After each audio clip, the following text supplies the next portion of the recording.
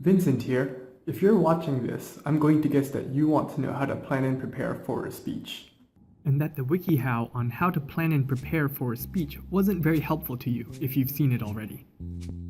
If you haven't, well, in general, whenever you write or communicate anything, including speeches, the basic writing process will help you plan it out. Here's a quick refresher. Brainstorming. How do you go about brainstorming? There are plenty of ways.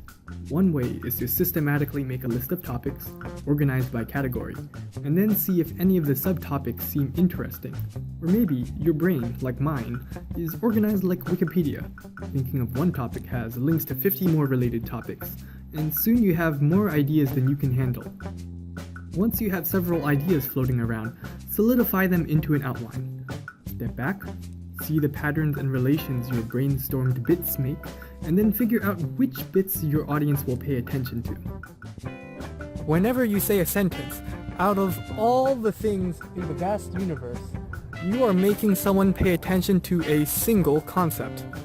A speech is just a bunch of sentences put together. So when you brainstorm, think, what concept or concepts do you want your audience to pay attention to? And then what will make them pay attention to it? After finishing your speech's outline, all that's left is to develop the body by figuring out where you should add details and supporting evidence, and add transitions to show the relationships between your different points, and a conclusion to remind your audience of the big picture, or rather, the biggest picture you've shown them. Remember, every part of the big picture, every little detail, evidence, and transition should be part of what you want your audience to pay attention to. But maybe you already knew this. Maybe you've covered the 6-step process for writing in high school already, and maybe a few more steps too, but guess what? 60 to 93% of communication is nonverbal. That means those 5, 10, however many steps for nonverbal writing aren't enough when you have you, yourself, your voice, your body language. We're focusing on the whole package here. So, what is the whole package? Well, there are a lot of parts to the whole package.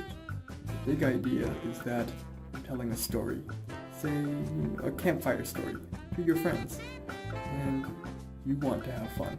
You want them to have fun. So you pick a topic that you all like, and you just run with it. You add some interesting details, maybe some inside jokes, you keep everybody laughing and having fun. Maybe you add some voice inflections, maybe some horror, I don't know. Just add whatever you need to add to make it fun for everybody. Always ask yourself, what will keep my audience engaged, and how can I avoid distracting my audience from my story?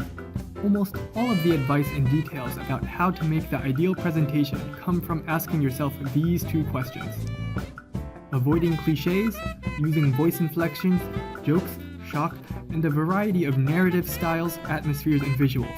These are for keeping your audience engaged.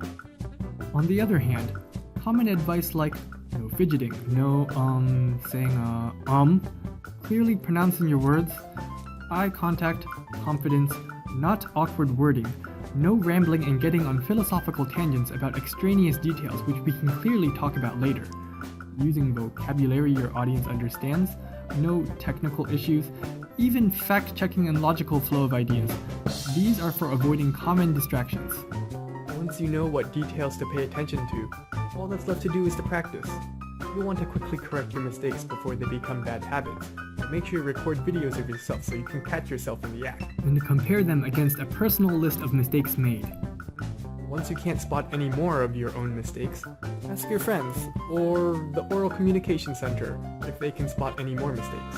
And if you really want to polish your presentation, you can watch the pros as a lesson on what to do, and watch the worst as a lesson on what to avoid, or even watch the really odd as a lesson on how to push the boundaries of speeches. You might even want to join a public speaking club if you're serious about improving over the long run. Just remember 3 things. 1. Have a coherent story. 2. Add details to your story performance to keep your audience absorbed. And 3. Get quick feedback on your mistakes. These 3 things are all you really need to plan and prepare for any presentation. Vincent out.